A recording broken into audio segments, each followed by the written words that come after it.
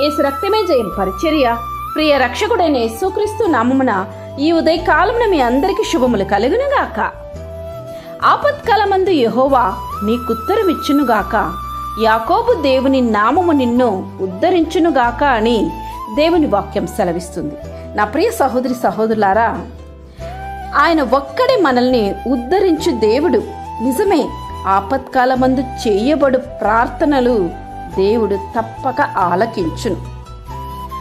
అట్టి కార్యములో దేవుడు విజయాన్ని అనుగ్రహించును, కాపాడబడినారు అని కీర్తనకారుడు తన అనుభవముతో రుచి చూచి దేవుని తెలుసు చేసుకొని ఇక్కడ ఈ మాట సెలవీయడం జరిగింది. అలా దేవుడు నిన్ను కూడా ఉద్ధరించాలంటే నీవు దేవుణ్ణి కాపరిగా కలిగి ఉండాలి. నీవు యథార్థత కలిగి జీవించాలి.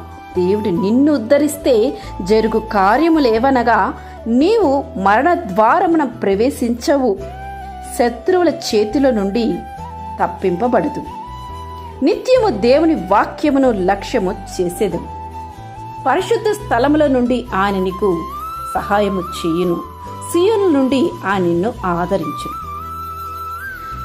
మనుషులపై నీవు ఆనుకున్నట్లయితే, నీతో ఉంటాను, నీతో కడవరకు వస్తాను, నీలో ప్రతి భారాన్ని నేను తొలగిస్తాను, నీతోనే ఉండి నీకున్న ప్రతి సమస్యను తీర్చుతానని ఇలా ఎన్నెన్నో వాగ్దానములు చేసి మనుషులు తప్పించుకుంటారు, తప్పిపోతారు కూడా. ఎందుకంటే వాళ్ళు మనుషులు.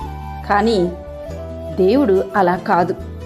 నీతో అనుక్షణము నడిచే దేవుడు, నిన్ను ప్రతి క్షణము తన కనుపాపలా కాపాడు దేవుడు ఆయన. నిన్ను ఎటువంటి ఆపత్కరమైన స్థితికి నీవు చేరకుండా నిన్ను తన రెక్కలతో కాపు చేయు దేవుడు ఆయన.